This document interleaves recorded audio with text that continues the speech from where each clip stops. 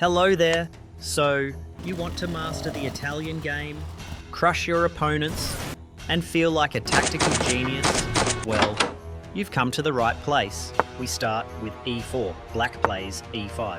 You develop your knight to f3, attacking that center pawn. Black mirrors you with knight to c6. Then comes the star of the show, bishop to c4. Welcome to the Italian game.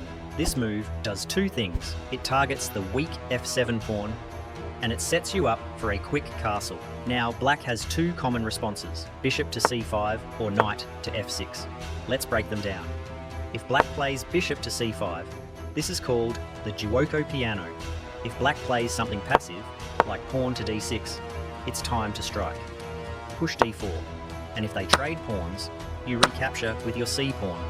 They might try a cheeky check with bishop to b4, but just block with your knight. At this point, you've got two pawns in the centre and better development. Life is good. Now let's say black gets clever and plays knight to f6 instead of d6. That doesn't change much.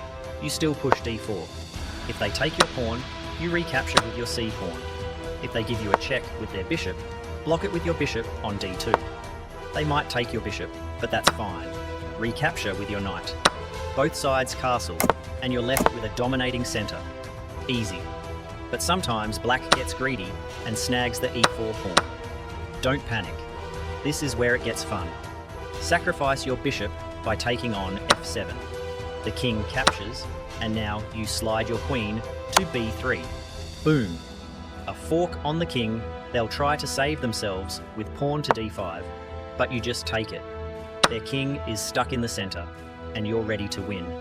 Now, if black plays knight to f6 instead of bishop to c5, we switch gears. This is called the knight attack, and it's time to bring the heat. Move your knight to g5. You're going straight for the f7 pawn. If black plays something silly, like h6, just capture on f7, and you fork the queen and rook with your knight.